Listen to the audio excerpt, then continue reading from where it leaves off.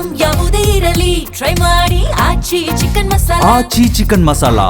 ಬೆಂಗಳೂರಿನಲ್ಲಿ ಎಲ್ಲಿ ನೋಡಿದ್ರೂ ಆಟೋಗಳೇ ಕಾಣ್ತಿದ್ವು. ಆದ್ರೀಗ ಆಟೋಗಳು ಗ್ಯಾಸ್ ಬಂಕ್ಗಳ ಮುಂದೆಯೇ ಕ್ಯೂ ಹಚ್ಚಿ ನಿಂತಿವೆ. ವಾರ್ನಿಂದ ಎಲ್ಪಿಜಿ ಗ್ಯಾಸ್ ಸಿಗ್ತಿಲ್ಲ ಅಂತ ಬಂಕ್ಗಳ ಮುಂದೆ ನೋ ಸ್ಟಾಕ್ ಬೋರ್ಡ್ ಹಾಕಲಾಗಿದೆ. ಬಸವೇಶ್ವರ ನಗರ, ರಾಜಾಜಿನಗರ, ಜೆಪಿ ನಗರ, ನಂದಿನಿ ಲೇಔಟ್ಗಳಲ್ಲಿರೋ ಗ್ಯಾಸ್ ಬಂಕ್ಗಳ ಮುಂದೆ ಇದೇ ಪರಿಸ್ಥಿತಿ ನಿರ್ಮಾಣವಾಗಿದೆ. ಆಟೋ ಓಡಿಸಿದ್ರೆ ಅಂದಿನ ಜೀವನ ನಡೆಸೋದು ಅನ್ನೋ ಚಾಲಕರ ಸಂಕಷ್ಟ ಮಾತ್ರ ಹೇಳತೀರದ್ದಾಗಿದೆ. ಒಂದು ಸಲ ಗ್ಯಾಸ್ ತುಂಬಿಸೋಕೆ 3-4 ಗಂಟೆ ಕಾಯುವ ಪರಿಸ್ಥಿತಿ ಇದೆ. ನಿಂತರೂ ಕೂಡ ಗ್ಯಾಸ್ ಸಿಗೋದು ಡೌಟ್ ಎನ್ನಲಾಗ್ತಿದೆ.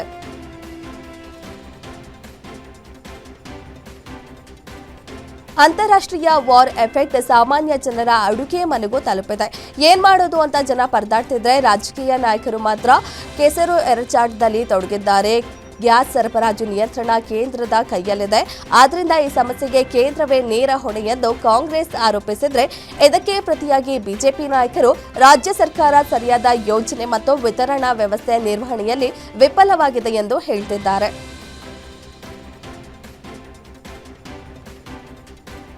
ಇರಾನ್ ಇಸ್ರೇಲ್ ಯುದ್ಧದಿಂದ ಕರ್ನಾಟಕದಲ್ಲಿ ಸಮಸ್ಯೆಗಳ ಸರಮಾಲೆಯೇ ಸೃಷ್ಟಿಯಾಗಿದೆ. ಬೆಂಗಳೂರು ನಗರದಲ್ಲಿ ಆಟೋ ಎಲ್ಪಿಜಿ ಸಂಕಷ್ಟ ಗಂಭೀರ ರೂಪ ತಾಳಿದೆ. ಕೆಲ ದಿನಗಳಿಂದ ಆಟೋ ಎಲ್ಪಿಜಿ ಸಮಸ್ಯೆ ತೀವ್ರಗೊಳ್ತಿದ್ದು ಚಾಲಕರು ಬೀದಿಗೆ ಬೀಳುವಂತಾಗಿದೆ. ಬಂಕ್ಗಳಲ್ಲಿ ಗ್ಯಾಸ್ ಕೊರತೆಯಿಂದ ಉದ್ದುದ್ದ ಸಾಲುಗಳು ಹೆಚ್ಚಾಗ್ತಿದೆ.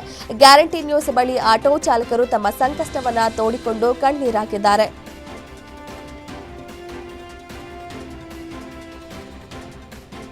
ಕೊಲ್ಲಿ ಯುದ್ಧದ ಕಾರ್ಮೋಡ ಈಗ ಸಿಲಿಕಾನ್ ಸಿಟಿಯ ಆಟೋ ಚಾಲಕರ ಬದುಕಿಗೆ ಕತ್ತಲು ಕವಿಯುವಂತೆ ಮಾಡಿದೆ.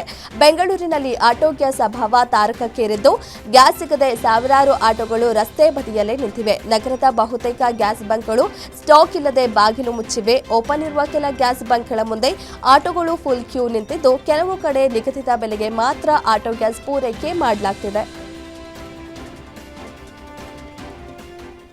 ಕಲಬುರಗಿಯಲ್ಲಿ ಆಟೋ ಎಲ್ಪಿಜಿ ಬಿಕ್ಕಟ್ಟು ತೀವ್ರಗೊಂಡಿದೆ. ಕಳೆದ 4-5 ದಿನಗಳಿಂದ ಬಂದ್ ಆಗಿದ್ದ ಗ್ಯಾಸ್ ಬಂಕ್ಗಳು ಇಂದು ತೆರೆದಿದ್ದು ನಗರದ ಜೇವರ್ಗಿ ಕ್ರಾಸ್ ಬಳಿಯ ಸೂಪರ್ ಗ್ಯಾಸ್ ಬಂಕ್ ಮುಂದೆ ಕಿಲೋಮೀಟರ್ ಗಟ್ಟಲೆ ಆಟೋ ಸಾಲುಗಳು ಕಂಡು ಬಂದಿದೆ. ನಗರದ ಒಟ್ಟು 14 ಬಂಕ್ಗಳ ಪೈಕಿ ಕೇವಲ 2-3 ಬಂಕ್ಗಳು ಮಾತ್ರ ಕಾರ್ಯನಿರ್ವಹಿಸುತ್ತಿದ್ದು ಚಾಲಕರು ಗ್ಯಾಸ್ಗಾಗಿ ಗಂಟೆಗಟ್ಟಲೆ ಕಾಯುವಂತಾಗಿದೆ. ರಾಜ್ಯಾದ್ಯಂತ ಆಟೋ ಚಾಲಕರ ಪರದಾಟ ಮುಂದುವರೆದಿದೆ. ಕೋಲಾರದಲ್ಲಿ ಪರಿಸ್ಥಿತಿ ಮಿತಿ ಮೀರಿದ್ದು ಕಳೆದ 2 ದಿನಗಳಿಂದ ಗ್ಯಾಸ್ ಇಲ್ಲದೆ ಚಾಲಕರು ಕಂಗಾಲಾಗಿದ್ದಾರೆ. ನಗರದ ಪ್ರಮುಖ ಮೆಹಬೂಬ್ ಬಂಕ್ನಲ್ಲಿ ನೋ ಸ್ಟಾಕ್ ಬೋರ್ಡ್ ನೋಡಿ ಕಂಗಾಲಾಗಿದ್ದ ಚಾಲಕರಿಗೆ ನಿನ್ನೆ ರಾತ್ರಿ ಸಣ್ಣದೊಂದು ಭರವಸೆ ಸಿಕ್ಕಿತ್ತು. ರಾತ್ರಿ 1 ಲೋಡ್ ಎಲ್ಪಿಜಿ ಬರ್ತಿದ್ದಂತೆಯೇ ಸುದ್ದಿ ತಿಳಿದ ನೂರಾರು ಚಾಲಕರು ಬಂಕ್ನತ್ತ ಮುಗಿಬಿದ್ದಿದ್ದಾರೆ. ಬಂಕ್ನ 2 ಬದಿಯಲ್ಲಿ ಸುಮಾರು 4 ಕಿಲೋಮೀಟರ್ ವರೆಗೂ ಆಟೋಗಳು ಕ್ಯೂನಲ್ಲಿ ನಿಂತಿದ್ವು. ರಾಯಚೂರಿನಲ್ಲಿ ಗ್ಯಾಸ್ ಸಿಗದೆ ಆಟೋ ಚಾಲಕರು ಬಂಕ್ ಮುಂದೆ ಆಟೋ ನಿಲ್ಲಿಸಿದ್ದಾರೆ. ನಗರದಲ್ಲಿ 3 ಎಲ್ಪಿಜಿ ಬಂಕ್ ಇದ್ರೂ ನೋ ಸ್ಟಾಕ್ ಬೋರ್ಡ್ ಹಾಕಲಾಗಿದೆ. ಬಂಕ್ ಮಾಲೀಕರು ಲೀಟರ್ಗೆ 120 ರೂಪಾಯಿ ಕೊಟ್ಟರೆ ಮಾತ್ರ ಗ್ಯಾಸ್ ಕೊಡ್ತೀವಿ ಎಂದು ಹೇಳ್ತಿದ್ದು ಫೈನಾನ್ಸ್ ಕಟ್ಟೋದು ಹೇಗೆ, ಮನೆ ನಿರ್ವಹಿಸೋದು ಹೇಗೆ ಅಂತ ಚಾಲಕರು ಅಳಲು ತೋಡ್ಕೊಳ್ತಿದ್ದಾರೆ. ಮಂಗಳೂರಿನಲ್ಲೂ ಆಟೋ ಎಲ್ಪಿಜಿ ಗ್ಯಾಸ್ ಸಮಸ್ಯೆ ತಾರಕಕ್ಕೇರಿದ್ದು ಬಜಪೆ ಭಾಗದ ಆಟೋ ಚಾಲಕರು ಗ್ಯಾಸ್ಗಾಗಿ ಪರದಾಡ್ತಿದ್ದಾರೆ. ಬಜಪೆ ಭಾಗದ ಗ್ಯಾಸ್ ಸ್ಟೇಷನ್ನಲ್ಲಿ ಪ್ರತಿ ಲೀಟರ್ಗೆ 92 ರೂಪಾಯಿ ಬದಲಾಗಿ 120 ರೂಪಾಯಿ ವಸೂಲಿ ಮಾಡಲಾಗ್ತಿದೆ. ದುಪ್ಪಟ್ಟು ಹಣ ಕೊಟ್ಟು ಗ್ಯಾಸ್ ಖರೀದಿಸುತ್ತಿರುವುದರಿಂದ ದೈನಂದಿನ ಜೀವನ ನಡೆಸುವುದು ಕಷ್ಟವಾಗ್ತಿದೆ. ಈ ಹಗಲು ದರೋಡೆಯನ್ನ ಕೂಡಲೇ ತಡೆಯಬೇಕೆಂದು ಚಾಲಕರು ಅಧಿಕಾರಿಗಳನ್ನ ಒತ್ತಾಯಿಸಿದ್ದಾರೆ.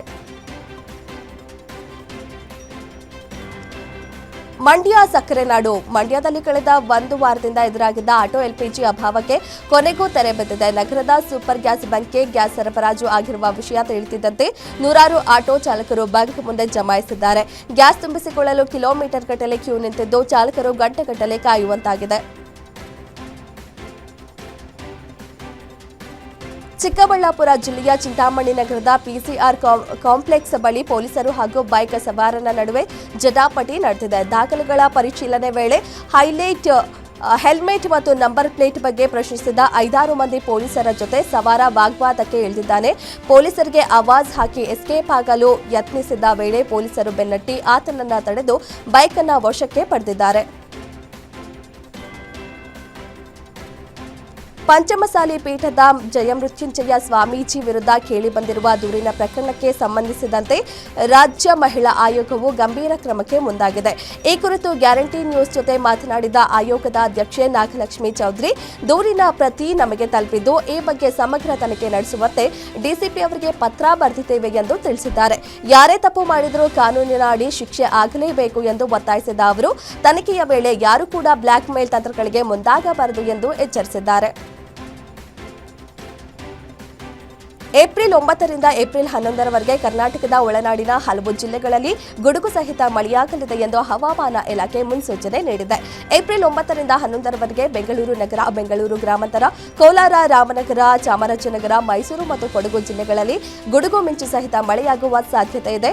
ಏಪ್ರಿಲ್ 11ರಂದು ಧಾರವಾಡ, ಹಾವೇರಿ ಮತ್ತು ಗದಗ ಜಿಲ್ಲೆಗಳ 1 ಅಥವಾ 2 ಕಡೆಗಳಲ್ಲಿ ಗುಡುಗು ಸಹಿತ ಮಳೆಯಾಗುವ ನಿರೀಕ್ಷೆ ಇದೆ. ಐಪಿಎಲ್ ಕ್ರಿಕೆಟ್ ಹಬ್ಬ ಶುರುವಾಗ್ತಿದ್ದಂತೆ ಇತ್ತ ಬೆಟ್ಟಿಂಗ್ ದಂಧೆಯೂ ಜೋರಾಗ್ತಿದೆ. ಆದರೆ ಈ ಬಾರಿ ಬೆಟ್ಟಿಂಗ್ ಕೋರರಿಗೆ ಬಿಸಿ ಮುಟ್ಟಿಸಲು ಬೆಂಗಳೂರು ಸಿಸಿಬಿ ಪೊಲೀಸರು ಫೀಲ್ಡ್ಗಿಳಿದಿದ್ದಾರೆ. ಬೆಟ್ಟಿಂಗ್ ಜಾಲದ ವಿರುದ್ಧ ಸಮರ ಸಾರಿರುವ ಸಿಸಿಬಿ ಹತ್ತಿಕ್ಕಲು ಮಾಸ್ಟರ್ ಪ್ಲಾನ್ ರೂಪಿಸಿದೆ. ಇದೇ ಮೊದಲ ಬಾರಿಗೆ ಬೆಟ್ಟಿಂಗ್ ಜಾಲವನ್ನು ಆರ್ಗನೈಸ್ಡ್ ಕ್ರೈಮ್ ಎಂದು ಪರಿಗಣಿಸಲಾಗುತ್ತಿದೆ. ಕೇವಲ ಜೂಜು ಎಂದು ಕೇಸ್ ದಾಖಲಿಸದೆ ಐಟಿ ಆಕ್ಟ್ ಅಡಿಯಲ್ಲಿ ಪ್ರಕರಣ ದಾಖಲಿಸಿ ಸಿಸಿಬಿ ಪೊಲೀಸರು ಶಾಕ್ ನೀಡಿದ್ದಾರೆ. ನಿನ್ನೆ ಒಂದೇ ದಿನ ನಗರದ ವಿವಿಧೆಡೆ ದಾಳಿ ನಡೆಸಿ 5ಕ್ಕೂ ಹೆಚ್ಚು ಕೇಸ್ಗಳನ್ನು ದಾಖಲಿಸಲಾಗಿದೆ. ಆನೇಕಲ್ ತಾಲೂಕಿನ ಗಜಶೀಲಾಪುರ ಗ್ರಾಮಕ್ಕೆ ಈಗ ಕಾಡಾನೆಗಳ ಸೈನ್ಯವೇ ಎಂಟ್ರಿ ಕೊಟ್ಟಿದೆ. ಕಳೆದ 2 ದಿನಗಳಿಂದ ಹಿಂದೆ ಆಹಾರ ಮತ್ತು ನೀರು ಅರಸಿ ಬಂದ ಆನೆಗಳ ಹಿಂಡು ದೊಡ್ಡ ಕೆರೆಯಲ್ಲಿ ಬೀಡು ಬಿಟ್ಟಿದೆ. ಆನೆಗಳು ಕೆರೆಯಲ್ಲಿ ಆಟವಾಡ್ತಿರುವ ಸುಂದರ ದೃಶ್ಯ ಈಗ ಡ್ರೋನ್ ಕ್ಯಾಮೆರಾದಲ್ಲಿ ಸೆರೆಯಾಗಿದೆ. ಸದ್ಯ ಆನೆಗಳನ್ನು ಮತ್ತೆ ಕಾಡಿಗಟ್ಟಲು ಅರಣ್ಯ ಇಲಾಖೆ ಸಿಬ್ಬಂದಿ ಕಸರತ್ತು ನಡೆಸಿದ್ರು. ಮಂಡ್ಯ ಜಿಲ್ಲೆ ನಾಗಮಂಗಲ ತಾಲೂಕಿನ ಆದಿಚುಂಚನಗಿರಿ ಮಹಾಸಂಸ್ಥಾನ ಮಠದಲ್ಲಿ ನಿರ್ಮಿಸಿರುವ ಶ್ರೀ ಗುರು ಭೈರವೈಕ್ಯ ಡಾಕ್ಟರ್ ಬಾಲಗಂಗಾಧರನಾಥ ಶ್ರೀಗಳ ಮಂದಿರವನ್ನು ಪ್ರಧಾನಿ ಮೋದಿ ಏಪ್ರಿಲ್ 15ರಂದು ಲೋಕಾರ್ಪಣೆ ಮಾಡಲಿದ್ದಾರೆ. ಏಪ್ರಿಲ್ 15ರಂದು ಆದಿಚುಂಚನಗಿರಿ ಮಹಾಸಂಸ್ಥಾನ ಮಠ ದೇವಾಲಯ ಪ್ರವೇಶಕ್ಕೆ ಸಾರ್ವಜನಿಕರಿಗೆ ನಿರ್ಬಂಧ ವಿಧಿಸಲಾಗಿದೆ. ಬಾಲಗಂಗಾಧರನಾಥ ಶ್ರೀಗಳ ಮೂಲ ವಿಗ್ರಹ ಪ್ರಾಣ ಪ್ರತಿಷ್ಠಾಪನಾ ಕಾರ್ಯಕ್ರಮ ಹಿನ್ನೆಲೆ ದಿವ್ಯ ಸಾನ್ನಿಧ್ಯದಲ್ಲಿ ಏಪ್ರಿಲ್ 10ರಿಂದ 15ರವರೆಗೆ ವಿವಿಧ ಧಾರ್ಮಿಕ ಪೂಜಾ ಕೈಂಕರ್ಯಗಳು ಜರುಗಲಿವೆ. ಬಸವ ಕಲ್ಯಾಣ ನಗರದ ಪ್ರಸಿದ್ಧ ಗವಿಮಠದಲ್ಲಿ ಶ್ರೀ ಘನಲಿಂಗ ರುದ್ರಮುನಿ ಜಾತ್ರಾ ಮಹೋತ್ಸವ ಹಾಗೂ ಅಭಿನವ ಘನಲಿಂಗ ಶ್ರೀ ಪ್ರಶಸ್ತಿ ಪ್ರದಾನ ಸಮಾರಂಭವು ಅದ್ದೂರಿಯಾಗಿ ನೆರವೇರಿತು. ಪೂಜ್ಯ ಅಭಿನವ ಘನಲಿಂಗ ಸ್ವಾಮೀಜಿ ದಿವ್ಯ ಸಾಹಿತ್ಯದಲ್ಲಿ ಕಾರ್ಯಕ್ರಮ ಜರುಗಿದ್ದು ಧಾರ್ಮಿಕತೆ, ಸಂಸ್ಕೃತಿ ಮತ್ತು ಆಧ್ಯಾತ್ಮಿಕತೆಯ ಸಮನ್ವಯದ ಪ್ರತೀಕವಾಗಿ ಕಂಡುಬಂತು. ಜಾತ್ರಾ ಮಹೋತ್ಸವದ ಅಂಗವಾಗಿ ವಿಶೇಷ ಪೂಜೆಗಳು, ಭಜನೆ ಕಾರ್ಯಕ್ರಮಗಳು ನಡೆದವು.